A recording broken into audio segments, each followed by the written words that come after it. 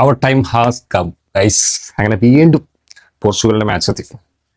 ഈ ദിവസം മണിക്കൂറുകൾ സമയം കുറയുന്നവരുള്ള ടെൻഷൻ എന്ന് പറയുന്ന സാധനം ഭയങ്കര കൂടിക്കൊണ്ടിരിക്കുക. കുറേ നാളത്തേക്ക് ഒന്നും ഉണ്ടായിരുന്നില്ല. ഇപ്പൊ എന്താണെന്ന് അറിഞ്ഞൂടാ. അതെന്തുകൊണ്ടാണ് റീസൺ എന്നുള്ളത് നിങ്ങൾക്ക് എല്ലാവർക്കും നല്ലതുപോലെ അറിയാം.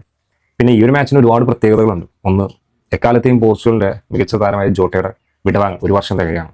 അതുകൂടാതെ നോക്കിക്കഴിഞ്ഞാൽ 2 ലെജൻസ്, അവരുടെ ലാസ്റ്റ് ഡാൻസ്, ആര് ജയിക്കുന്നോ ആര് തോൽക്കുന്നവർ 2026 വേൾഡ് കപ്പിൽ നിന്ന് കടം വിടും. അവരുടെ ലാസ്റ്റ് ഡാൻസ് എന്താണെങ്കിലും പ്രതീക്ഷിക്കാം. ഒരു പ്രതീക്ഷയുണ്ട്. അതായത് നമ്മുടെ അണ്ണന്റെ പേരിലൊരു പ്രതീക്ഷയുണ്ട്. ഒരുപാട് ഇതേപോലെ സഹായനായിരുന്ന സമയത്ത് നമ്മുടെ ടീമിനെ രക്ഷിച്ചിട്ടുണ്ട്, നമ്മളെ രക്ഷിച്ചിട്ടുണ്ട്. അതുകൊണ്ടേ എന്താ പറയാ, ഒരു ആത്മവിശ്വാസമുണ്ട്. ഒരു കംബാക്ക് പ്രതീക്ഷിക്കാം എന്നുള്ളത് വീണ്ടും. എന്താണെങ്കിലും വെയിറ്റ് ചെയ്യാം, കാണാം അല്ലേ.